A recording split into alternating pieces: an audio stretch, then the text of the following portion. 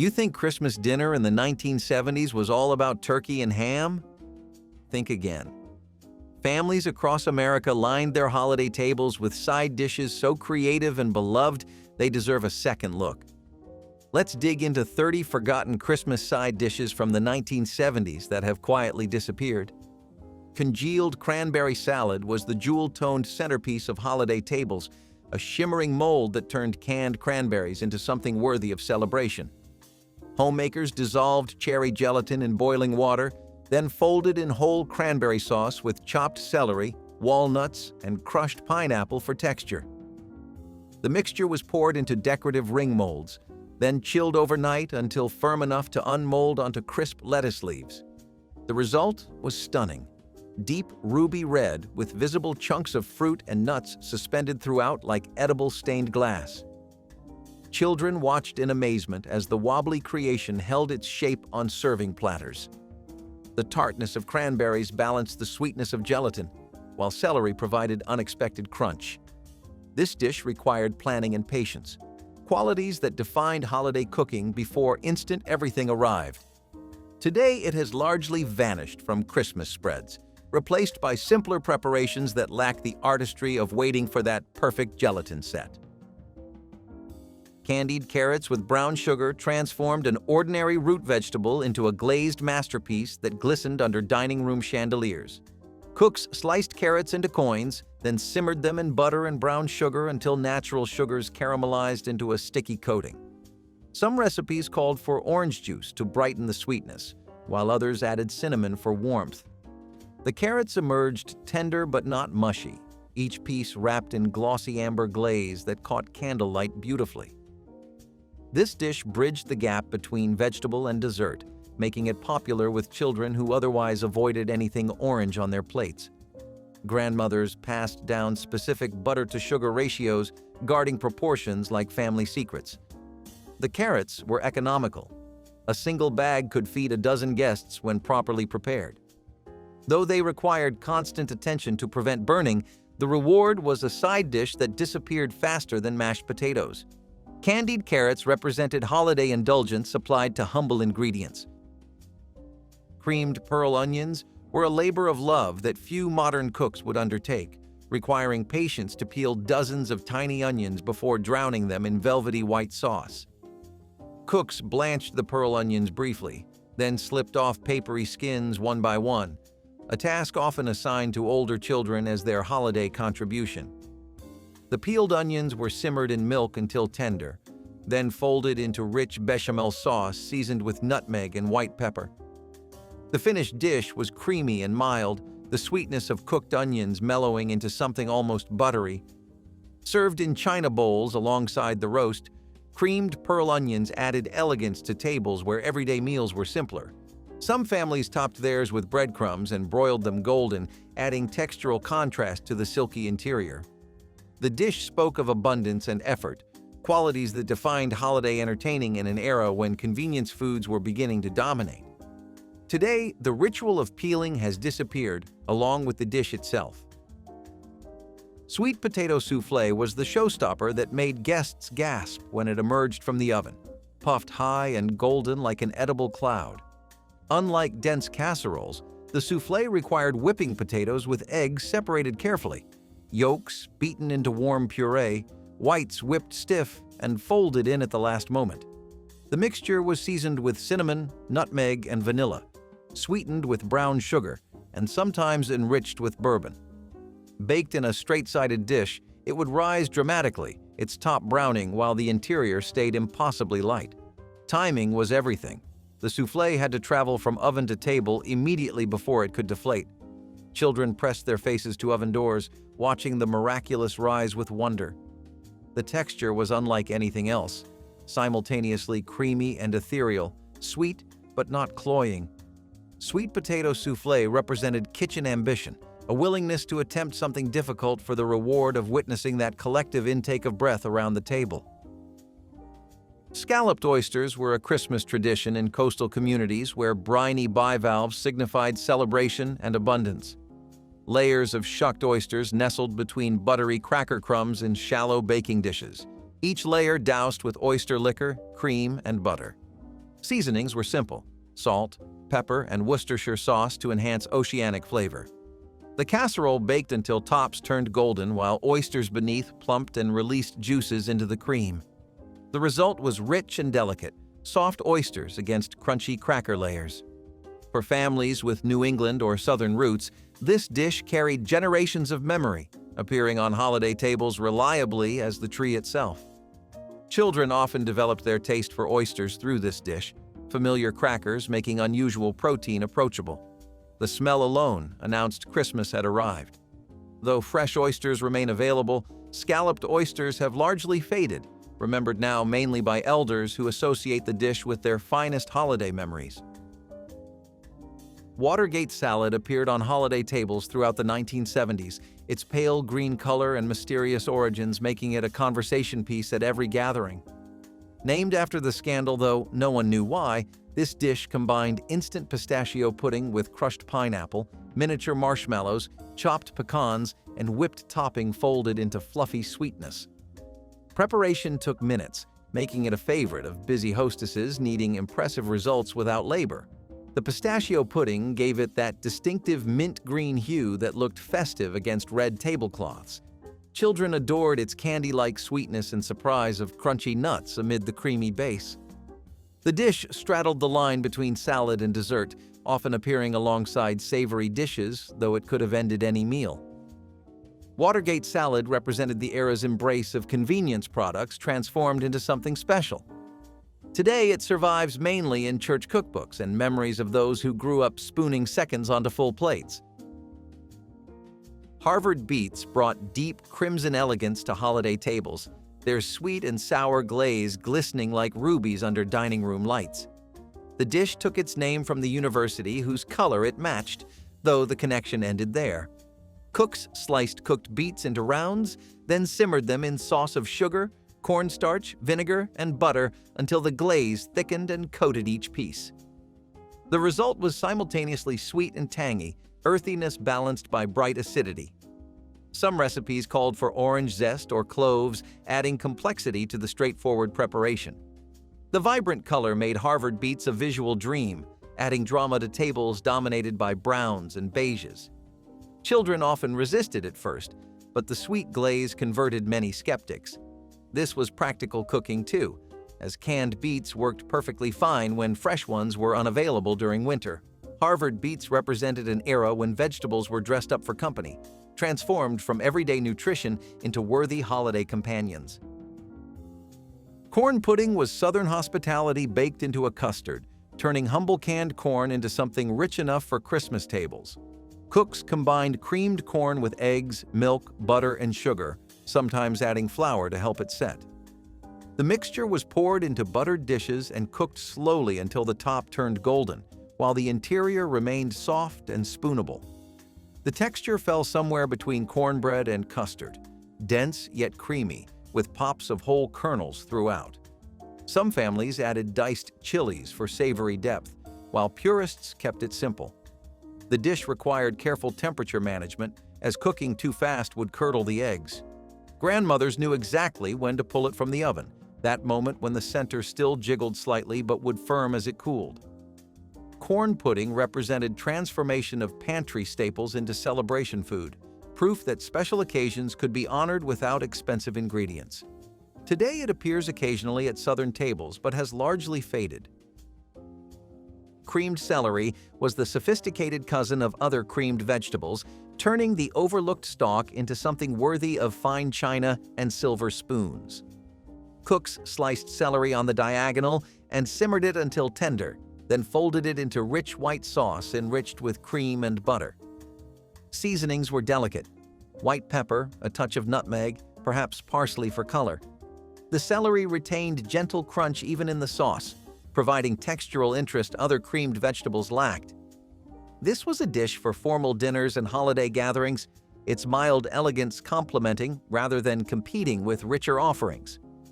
Pale green and white colors added sophistication to tables heavy with browns.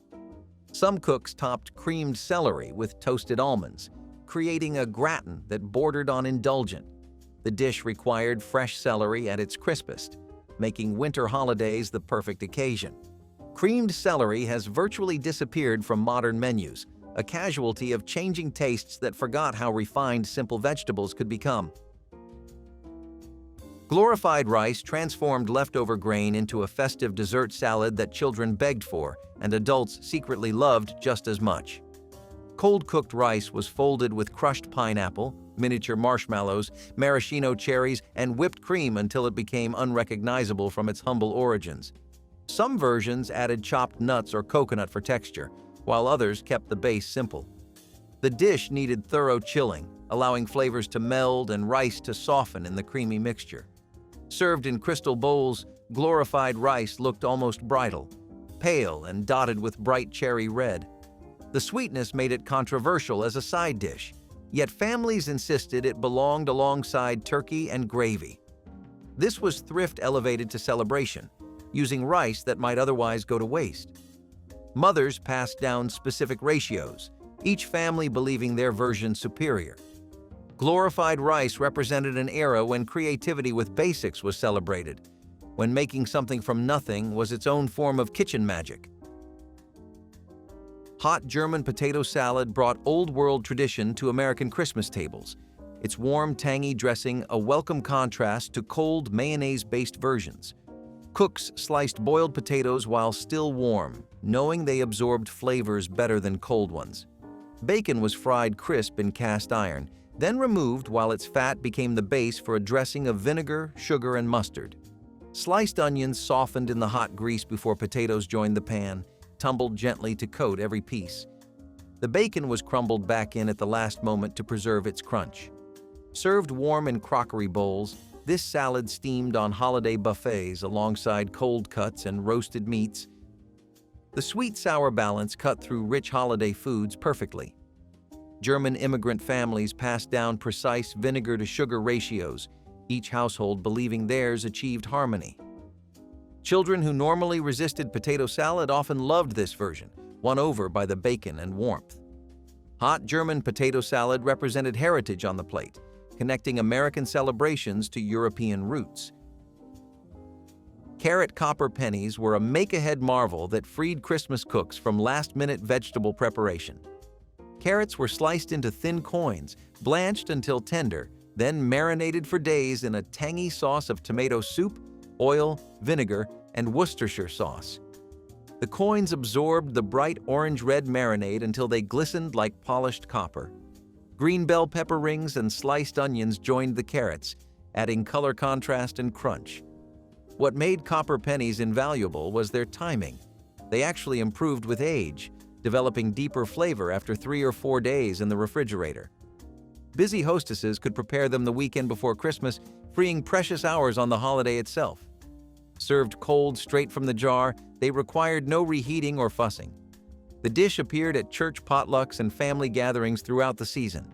Carrot copper pennies proved that practical cooking could also be delicious, a lesson in efficiency that modern meal preppers have rediscovered.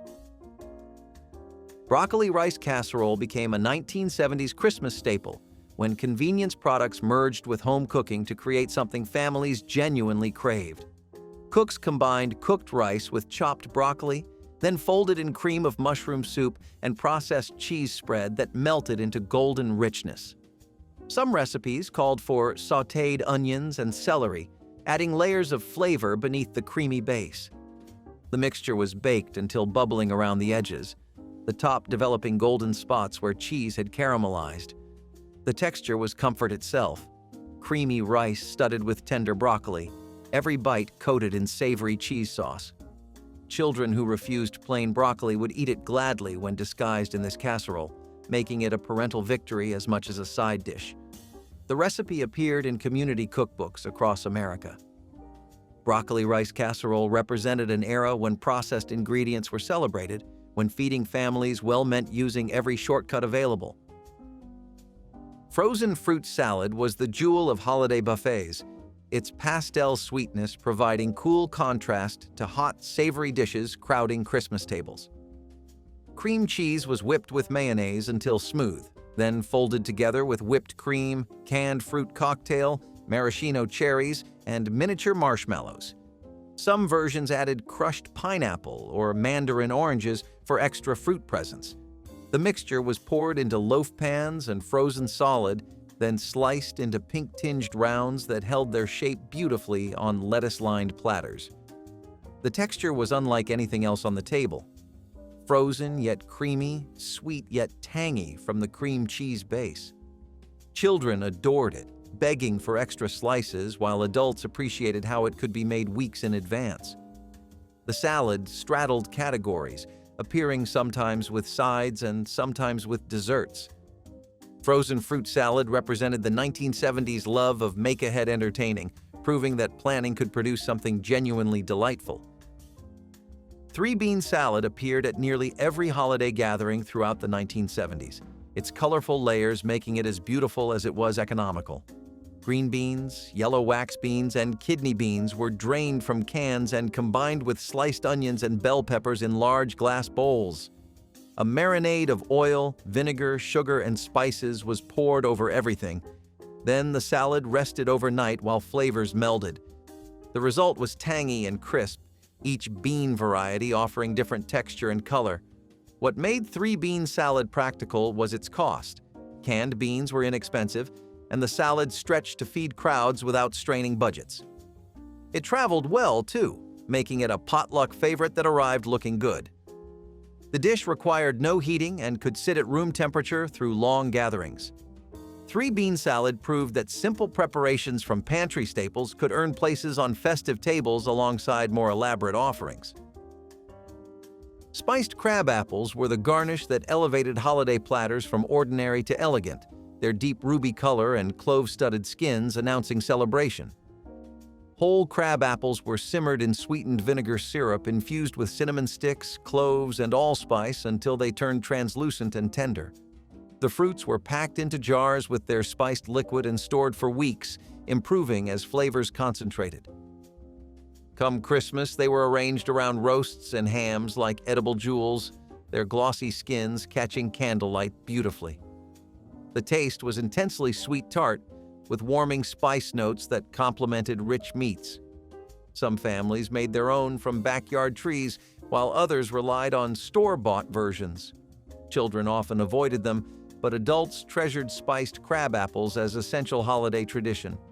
The jars themselves became gifts, wrapped in ribbon for neighbors. Spiced crab apples represented the artistry of preservation, autumn's harvest transformed into winter's ornament. Butter beans with ham hocks brought Southern comfort to Christmas tables, their creamy texture and smoky depth satisfying appetites like few vegetables could. Dried lima beans were soaked overnight, then simmered for hours with a meaty ham hock until both beans and meat surrendered to tenderness. The cooking liquid reduced into a rich pot liquor that coated every bean with silky, porky goodness. Some cooks added onion, bay leaves, or a pinch of sugar to balance flavors, though purists let the ham and beans speak for themselves. The dish required time more than skill. Long, slow cooking was the only secret. Served in deep bowls with cornbread for soaking up the liquor, butter beans with ham hocks could anchor a meal or accompany the main roast. Grandmothers in the South passed down their timing instincts, knowing exactly when beans reached that perfect creamy yet whole texture. The dish connected Christmas to everyday survival cooking, reminding families that humble ingredients prepared with care could grace any occasion. Stuffed celery was the appetizer that kept hands busy and conversation flowing while holiday dinners finished cooking in crowded kitchens. Celery stalks were cut into uniform lengths, their natural curves creating perfect boats for various fillings. Cream cheese mixed with blue cheese crumbles was one popular option, while pimento cheese offered southern flair. Some hostesses piped the filling in decorative ridges, while others simply spread it before arranging stalks on trays. The preparation was simple enough for children to help, making it a task assigned to young hands eager to contribute. Guests would gather in living rooms, reaching for celery sticks between sips of punch. The cool crunch of celery against creamy filling provided textural pleasure that elaborate appetizers couldn't match. Stuffed celery represented the transition from everyday snack to party food. Nothing more than celery dressed up for company. Its disappearance from modern tables seems strange given its simplicity and timeless appeal. Tomato aspic was the elegant mold that separated sophisticated hostesses from casual cooks, its shimmering clarity announcing refinement on any holiday table. Tomato juice was combined with unflavored gelatin, lemon juice, Worcestershire sauce, and careful seasoning, then poured into decorative molds to set. The result was a quivering ruby ring that held its shape when unmolded onto beds of crisp lettuce. Some versions included chopped celery, olives, or shrimp suspended within like jewels in amber. The taste was intensely savory, nothing like sweet fruit gelatins that dominated other parts of the meal. Aspic required confidence, as unmolding could go wrong if the gelatin hadn't set properly. Successful unmolding brought genuine pride, the mold releasing perfectly onto its serving platter with a satisfying wobble. Tomato aspic represented formal entertaining from an earlier era, when certain dishes signaled social knowledge. Its disappearance marked changing tastes that favor simplicity over structured elegance. Duchess potatoes transformed humble mashed potatoes into piped rosettes, worthy of any French restaurant, their golden peaks adding architectural drama to holiday platters. Potatoes were boiled, mashed with butter and egg yolks, then seasoned carefully before being loaded into pastry bags with star tips. The mixture was piped onto baking sheets in decorative swirls, then baked until peaks turned golden while centers stayed creamy. The technique required practice. The mixture needed the right consistency to pipe smoothly without being too soft to hold shape. Hostesses who mastered Duchess potatoes earned reputations as accomplished cooks. The presentation elevated what might otherwise be another bowl of mashed potatoes into something guests photographed before eating. Children were often assigned counting duties, ensuring each guest received their share. Duchess potatoes proved that technique could transform the ordinary into the extraordinary, requiring only skill rather than expensive ingredients. Baked pineapple casserole was the sweet surprise that appeared beside holiday hams, its tropical flavor providing brightness amid heavier winter fare. Canned pineapple chunks were combined with sugar, flour, and sharp cheddar cheese, a combination that sounded strange but tasted magnificent. The mixture was topped with buttery cracker crumbs and baked until bubbling and golden, cheese melting into strings that stretched with each serving. The dish straddled sweet and savory in ways that confused first-time tasters but converted them by second bite. Children loved its candy-like sweetness, while adults appreciated how pineapple's acid cut through rich ham. Some recipes added eggs for custard-like texture, while others kept it chunky. This casserole required minimal preparation but delivered maximum impact, making it a favorite of hostesses managing multiple dishes. Baked pineapple casserole represented the era's willingness to experiment, proving strange pairings sometimes became beloved traditions. Orange fluff was the cloud-like confection that children circled back to throughout holiday meals, its sherbet orange color standing out among earth-toned dishes. Orange gelatin was dissolved and mixed with cottage cheese, whipped topping, mandarin orange segments, and miniature marshmallows until impossibly light and airy. The cottage cheese provided protein and subtle tang that balanced sweetness, while marshmallows added pockets of chewy texture. Chilled until set, but still soft, orange fluff was served in glass bowls where its sunset color glowed invitingly. Some versions added crushed pineapple or chopped pecans, but purists kept the base simple. The dish required no cooking and could be assembled days ahead, perfect for busy holiday schedules. Children often asked for orange fluff specifically, knowing it would appear at Thanksgiving and Christmas without fail. Orange fluff represented the era's love of convenience desserts dressed up as salads, occupying that sweet spot between side dish and treat. Pickled peaches were jeweled accompaniments that appeared beside Christmas hams, their spiced sweetness providing perfect counterpoint to rich meats. Canned peach halves were simmered in syrup infused with whole cloves, cinnamon sticks, and apple cider vinegar until they absorbed warm spices completely. The peaches emerged tender and glossy, their golden flesh tinged with amber from the spiced brine. Packed into jars, they could be preserved for months, ready to grace holiday tables whenever needed. Each peach half was studded with whole cloves, making them look almost decorative. Edible ornaments for the dinner plate. The flavor was complex, simultaneously sweet, tart, and warmly spiced in ways that elevated simple sliced ham. Grandmothers often made these in late summer when fresh peaches were cheap, though canned versions worked nearly as well. Pickled peaches represented the tradition of putting up preserves, ensuring summer's sweetness could brighten even the darkest winter meals. Bread stuffing balls were individual portions of holiday stuffing shaped and baked until crispy outside and tender within, eliminating serving challenges of casserole-style dressing. The stuffing mixture, cubed bread, celery, onions, sage, and broth, was formed into golf ball-sized spheres and arranged on baking sheets. A brush of melted butter before baking ensured golden, crispy exteriors, while interiors stayed moist. Each guest received their own perfect portion. No fighting over corner pieces or soggy centers. Children especially loved the novelty of stuffing they could pick up, and adults appreciated increased ratio of crispy surface to soft interior. Some cooks added sausage or chestnuts, creating richer balls. The individual portions made serving easier. No digging through casserole dishes while juggling plates. Bread stuffing balls represented creative problem-solving in holiday kitchens, taking a traditional dish and reimagining its presentation for practical and delicious results. Mint peas with butter were the bright green accent that added freshness to plates heavy with brown meats and beige starches. Frozen peas were cooked briefly, then tossed with butter and mint that transformed them from ordinary vegetable to something almost sophisticated.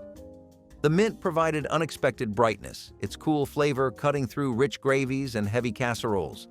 The peas remained vibrant green, their color adding visual appeal to plates that desperately needed something fresh. Children who normally avoided vegetables often accepted mint peas, the familiar sweetness enhanced rather than masked by the herb. Some cooks added cream or lemon, though purists insisted butter and mint were sufficient. The dish required almost no effort, a few minutes of cooking and tossing, yet contributed significantly to the overall meal. Mint peas with butter represented the simple wisdom that sometimes vegetables need only gentle treatment to shine alongside more elaborate preparations. Creamed spinach was the elegant green that appeared at formal holiday tables, transforming a vegetable many children feared into something rich enough to tempt skeptics. Fresh or frozen spinach was cooked until tender, then folded into bechamel sauce enriched with cream and nutmeg. The result was silky and indulgent, spinach's slight bitterness mellowed by dairy richness.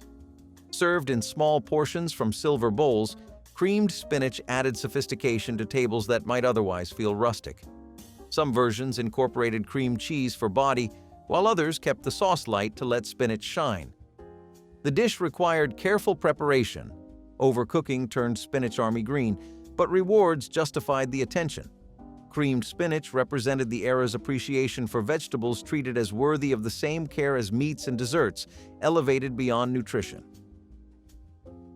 Squash casserole was Southern comfort baked golden, turning summer's yellow crookneck squash into a dish hearty enough for winter celebrations. Sliced squash was simmered until tender, then mashed with eggs, butter, and sugar until almost custard-like. Crushed crackers topped the mixture, browning into crispy crust during baking that contrasted beautifully with creamy interior. The natural sweetness of squash intensified with cooking, making this acceptable to children who might refuse vegetables. Some recipes added cheese for savory depth, while others emphasized sweetness. The dish could be assembled ahead, requiring only baking before serving. Squash casserole represented the Southern tradition of treating vegetables as worthy of indulgent preparation, butter and eggs transforming humble squash into something memorable. Sweet and sour red cabbage brought German heritage to American Christmas tables, its purple-red color adding drama to plates dominated by browns. Shredded cabbage was braised slowly with apples, onions, vinegar, sugar, and warming spices until tender and deeply flavored. The long cooking allowed sweet-sour balance to develop fully. Cloves and bay leaves added complexity, while apple pieces contributed natural sweetness. This dish was traditionally served alongside roast goose or pork, its acidity cutting through rich meats perfectly. The cabbage could be made days ahead and reheated, improving as flavors melded. Children often surprise themselves by enjoying it, the sweetness making the unfamiliar vegetable approachable. Sweet and sour red cabbage represented immigrant traditions that enriched American holiday tables, proving the best dishes traveled across oceans. Marinated mushrooms were the tangy appetizer that disappeared first from relish trays, their garlicky brine making them irresistible to adults. Button mushrooms were simmered briefly in olive oil, vinegar, garlic, and herbs until they absorbed the marinade completely. Chilled overnight, they emerged firm yet tender, earthy flavor enhanced by bright acidity. Served cold alongside olives and pickles, marinated mushrooms added sophistication to appetizer spreads. The mushrooms could be jarred and stored for weeks, improving in the flavorful liquid. Some cooks added red pepper flakes for heat, while others kept it simple with garlic and Italian herbs. The dish required minimal cooking but delivered impressive results, perfect for busy schedules. Marinated mushrooms represented growing appreciation for Mediterranean flavors, bringing garlic and olive oil to tables that had previously known only butter. Molded Waldorf salad was the elegant combination of apples, celery, walnuts, and mayonnaise suspended in shimmering gelatin that graced formal holiday tables. Classic Waldorf ingredients were folded into partially set lemon gelatin, poured into decorative molds, and chilled until firm.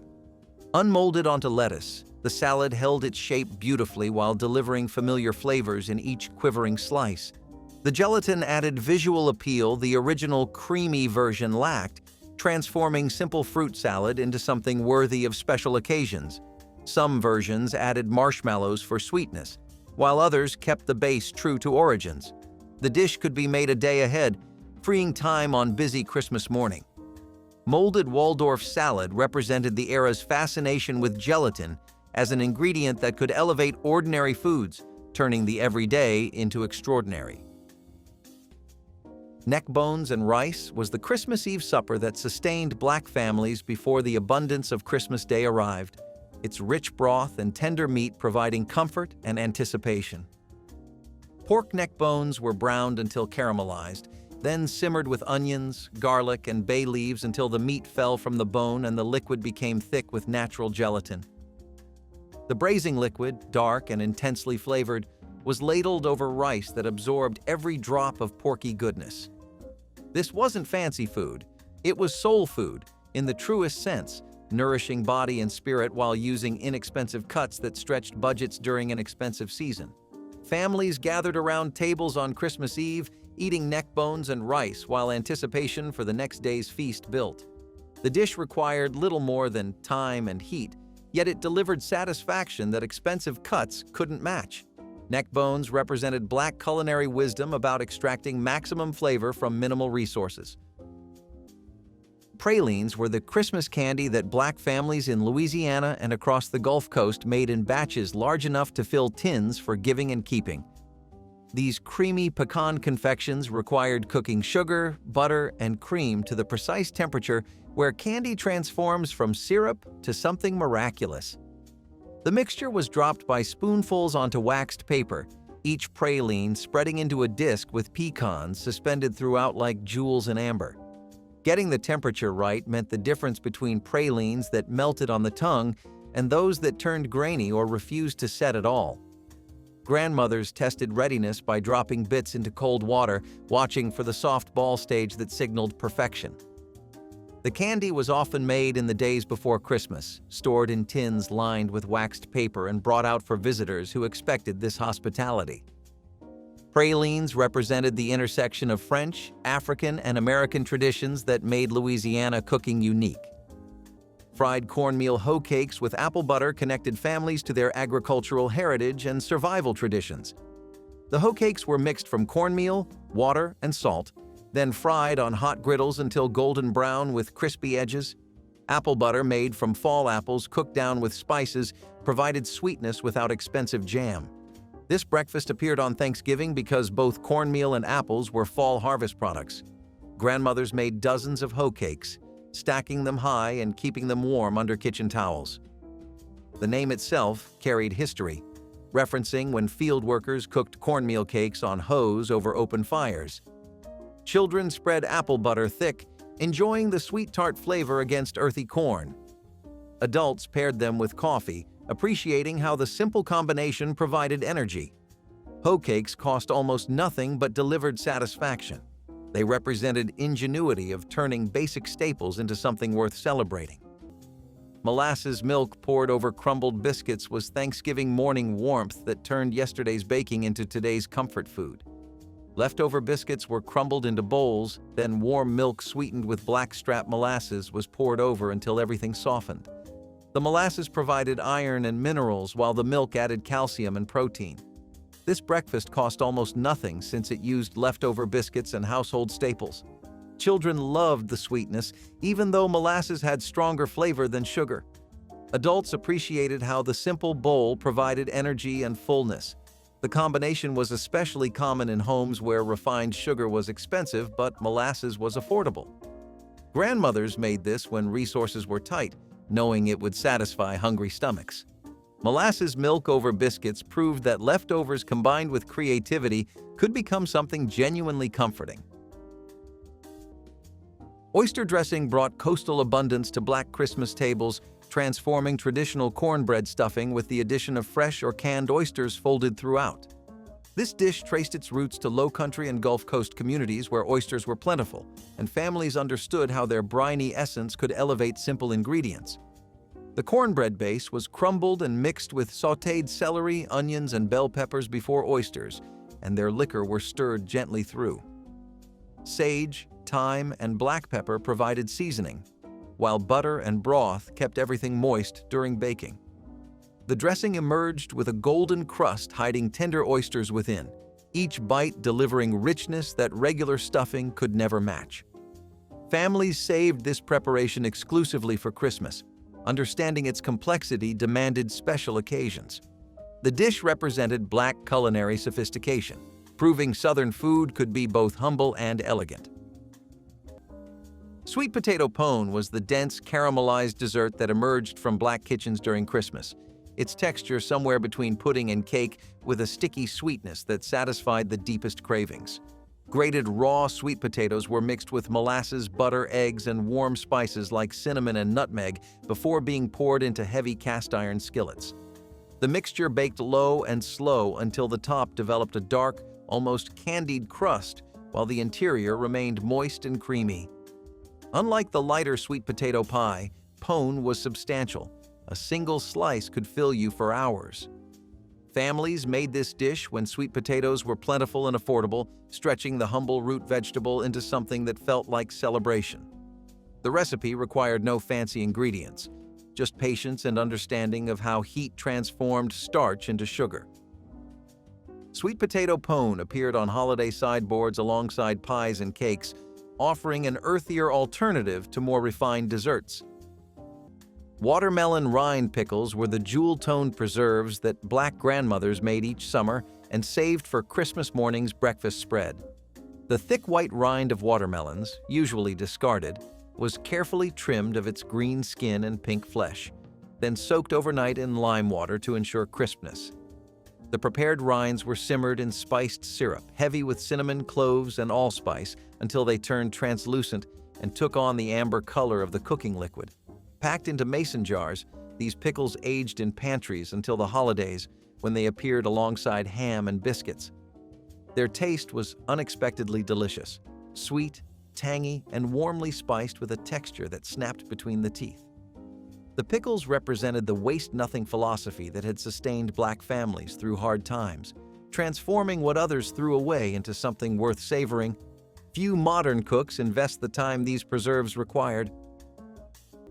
Homemade sausage patties made from pork scraps and sage-filled Thanksgiving kitchens with aromas announcing the holiday had arrived. Grandmothers ground leftover pork with seasonings, forming small patties that fried up crispy and savory. These weren't store-bought links, but homemade creations using every part of the pig, mixed with dried sage, black pepper, red pepper flakes, and salt.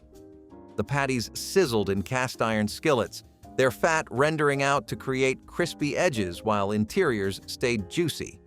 Served alongside eggs or grits, They provided protein-sustaining families through morning preparations. Making sausage from scratch meant controlling ingredients and stretching meat further than store-bought allowed. Children watched grandmothers work, learning techniques passed down through generations. The spices were measured by hand, creating unique family flavors. These patties appeared at Thanksgiving because holiday butchering provided fresh pork scraps, perfect for grinding. Coconut layer cake towered over Black Christmas dessert tables, its snowy white frosting and generous coating of fresh coconut making it look like something from a dream.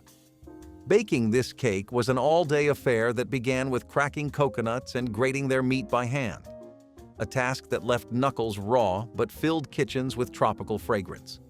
The cake layers themselves were tender white cake, sometimes flavored with coconut milk extracted from the fresh meat. Between each layer went fluffy 7-minute frosting, its glossy whiteness providing the perfect canvas for handfuls of shredded coconut pressed into every surface. The finished cake was often placed under glass domes to protect its delicate coating while it waited for Christmas dinner. Slicing revealed the snowy interior, each piece releasing the sweet perfume of coconut that had become inseparable from holiday celebration. This cake required skill that younger generations rarely developed. Pralines were the Christmas candy that Black families in Louisiana and across the Gulf Coast made in batches large enough to fill tins for giving and keeping.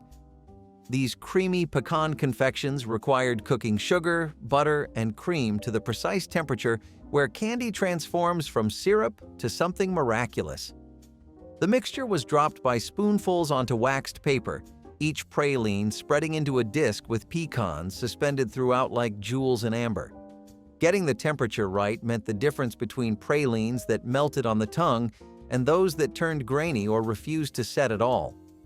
Grandmothers tested readiness by dropping bits into cold water, watching for the soft ball stage that signaled perfection. The candy was often made in the days before Christmas, stored in tins lined with waxed paper and brought out for visitors who expected this hospitality. Pralines represented the intersection of French, African, and American traditions that made Louisiana cooking unique. Homemade eggnog was the celebratory drink that transformed Black Christmas gatherings into occasions of warmth during the 1960s and 70s. Families whisked together fresh eggs, sugar, heavy cream, and whole milk until the mixture became thick and velvety. The addition of bourbon, rum, or brandy, sometimes all three, elevated this drink from refreshment to liquid celebration. Nutmeg was grated fresh over each glass, its aromatic oils releasing fragrance inseparable from holiday memory. Grandmothers kept recipes closely guarded, adjusting sweetness and spirits to family preference while maintaining essential richness. Children received portions without alcohol, watching adults with curiosity as glasses were refilled and laughter grew louder. The drink was served cold in crystal punch bowls, its pale yellow color brightening tables already laden with treats.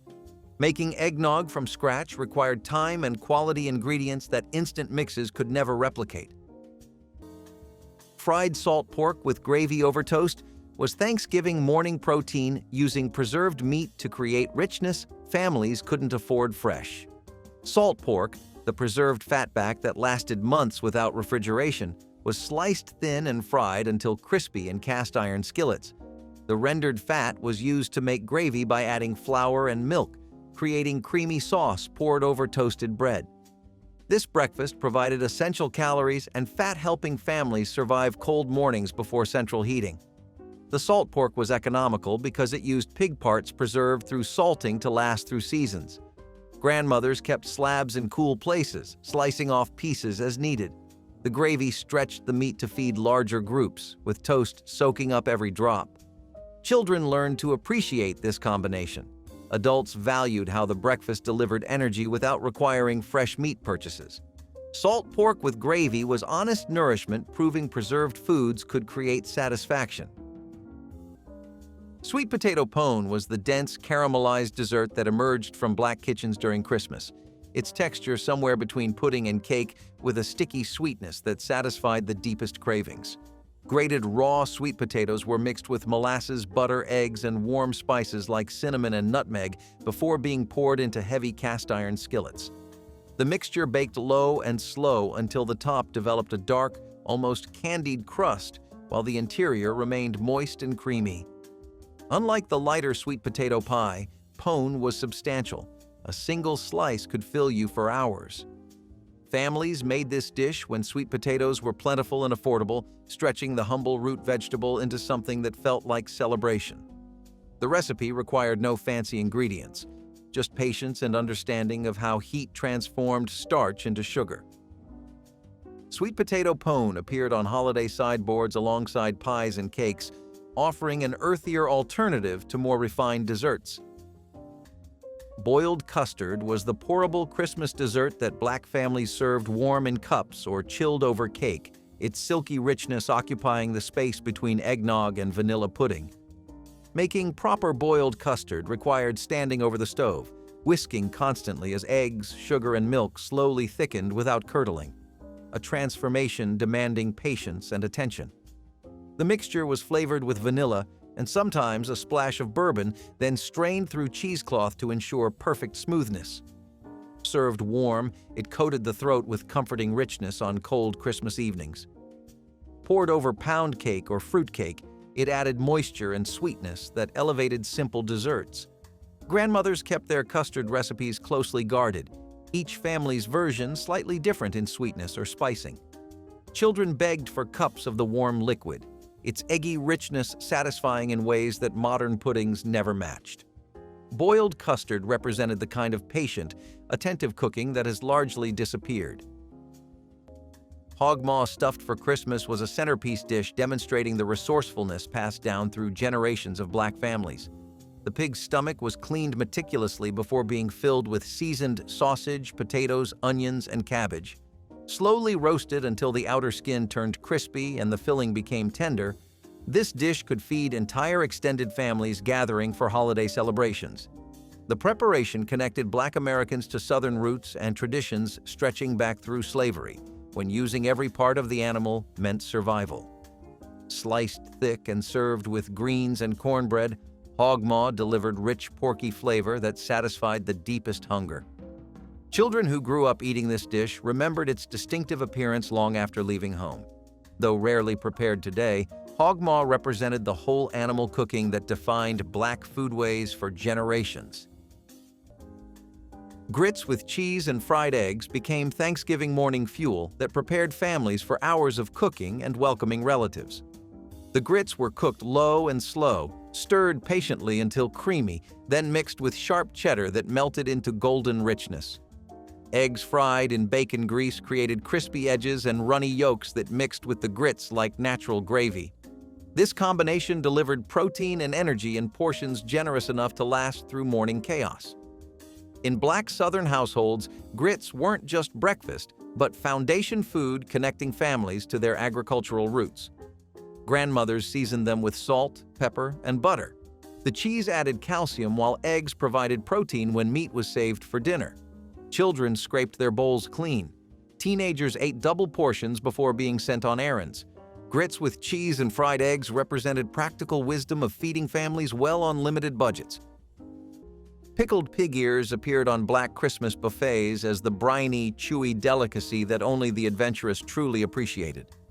The ears were first cleaned thoroughly and simmered until tender, then sliced thin and packed into jars with vinegar, onions, and hot peppers. Weeks of pickling transformed the cartilaginous ears into something tangy and satisfying, their unique texture providing contrast to the rich meats and sweet desserts dominating holiday spreads. Served cold, straight from the jar, pig ears were eaten with crackers or simply picked up and savored by those who understood their appeal. Children often wrinkled their noses, but elders who had grown up with this dish looked forward to its appearance each Christmas. The pickled ears represented the waste-nothing philosophy that had sustained Black families through generations of scarcity. Making them required planning and patience. The ears needed weeks in brine to develop proper flavor. Few modern cooks undertake this preparation anymore. Divinity candy was the snow-white confection that tested Black cooks' patience every Christmas. its success dependent on weather, timing, and prayers that the sugar would set properly. This ethereal candy was made by cooking sugar syrup to the hardball stage, then slowly pouring it into beaten egg whites while mixing constantly until thick and cloud-like. Pecans were folded through before the mixture was dropped onto waxed paper, each mound setting into pillowy perfection, or collapsing into sticky failure if humidity interfered. Grandmothers refused to attempt divinity on rainy days, knowing moisture would prevent proper setting. When it worked, divinity melted on the tongue with sweetness that seemed to float. The candy was often tinted pink or green for holiday color, arranged on platters where it looked like edible clouds. Divinity represented temperamental candy making requiring experience and intuition, skills that fewer cooks now possess. Biscuits with sorghum syrup and butter were Thanksgiving morning luxury made affordable through grandmother's baking skills and pantry staples. The biscuits were made from scratch using flour, lard, buttermilk, and baking powder, rolled out and cut with drinking glasses before being baked until golden. Sorghum syrup, cheaper than maple and more flavorful than corn syrup, was drizzled generously over split biscuits slathered with butter. The combination created flavors that felt indulgent, though the cost was minimal. Black families treasured sorghum because it connected them to Southern farming traditions and provided sweetness during hard times. Grandmothers kept large tins of sorghum in pantries, knowing it would last months. Thanksgiving morning biscuits were made fresh, still warm when served. Children ate them eagerly, syrup dripping down their chins. Adults savored them slowly, appreciating the craftsmanship required for perfect biscuits. Homemade eggnog was the celebratory drink that transformed Black Christmas gatherings into occasions of warmth during the 1960s and 70s. Families whisked together fresh eggs, sugar, heavy cream, and whole milk until the mixture became thick and velvety. The addition of bourbon, rum, or brandy, sometimes all three, elevated this drink from refreshment to liquid celebration. Nutmeg was grated fresh over each glass, its aromatic oils releasing fragrance inseparable from holiday memory. Grandmothers kept recipes closely guarded, adjusting sweetness and spirits to family preference while maintaining essential richness. Children received portions without alcohol, watching adults with curiosity as glasses were refilled and laughter grew louder. The drink was served cold in crystal punch bowls, its pale yellow color brightening tables already laden with treats. Making eggnog from scratch required time and quality ingredients that instant mixes could never replicate. Boiled custard was the pourable Christmas dessert that Black families served warm in cups or chilled over cake, its silky richness occupying the space between eggnog and vanilla pudding. Making proper boiled custard required standing over the stove, whisking constantly as eggs, sugar, and milk slowly thickened without curdling, a transformation demanding patience and attention. The mixture was flavored with vanilla and sometimes a splash of bourbon, then strained through cheesecloth to ensure perfect smoothness. Served warm, it coated the throat with comforting richness on cold Christmas evenings. Poured over pound cake or fruit cake, it added moisture and sweetness that elevated simple desserts. Grandmothers kept their custard recipes closely guarded, each family's version slightly different in sweetness or spicing. Children begged for cups of the warm liquid, its eggy richness satisfying in ways that modern puddings never matched. Boiled custard represented the kind of patient, attentive cooking that has largely disappeared. Divinity candy was the snow-white confection that tested Black cooks' patience every Christmas, its success dependent on weather, timing, and prayers that the sugar would set properly. This ethereal candy was made by cooking sugar syrup to the hardball stage, then slowly pouring it into beaten egg whites while mixing constantly until thick and cloud-like. Pecans were folded through before the mixture was dropped onto waxed paper, each mound setting into pillowy perfection, or collapsing into sticky failure if humidity interfered. Grandmothers refused to attempt divinity on rainy days, knowing moisture would prevent proper setting. When it worked, divinity melted on the tongue with sweetness that seemed to float. The candy was often tinted pink or green for holiday color, arranged on platters where it looked like edible clouds.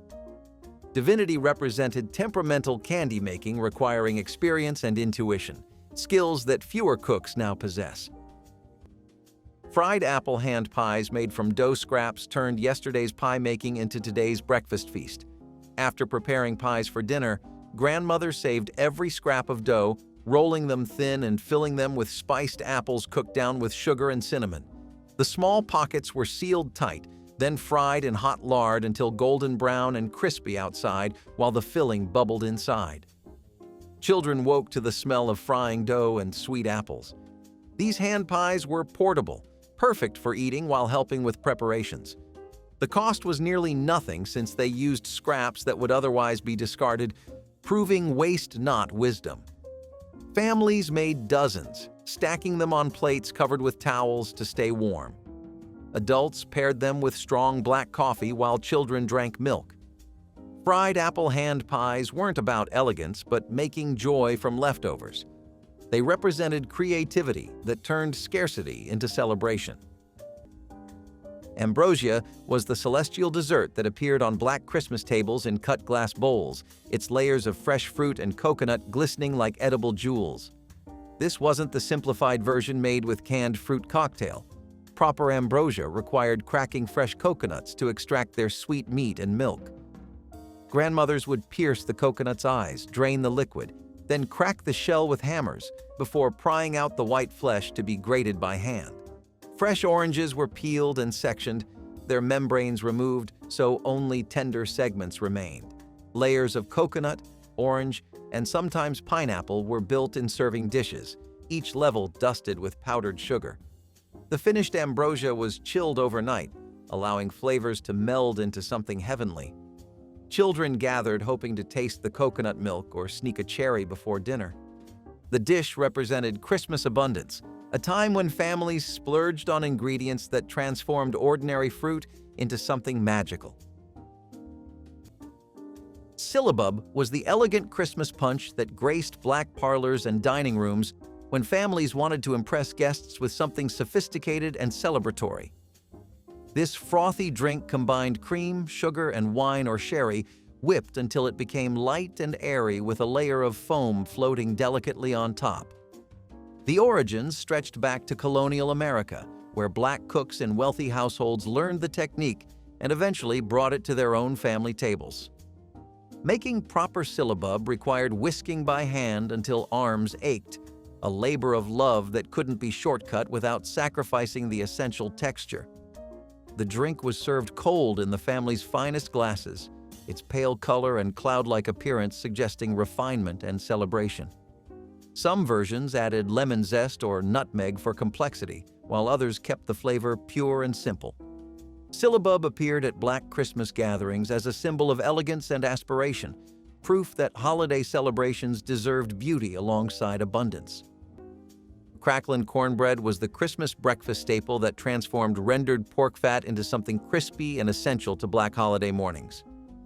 Cracklins, the crispy bits left after rendering lard, were folded into cornbread batter before baking, their porky crunch adding texture that plain cornbread couldn't match.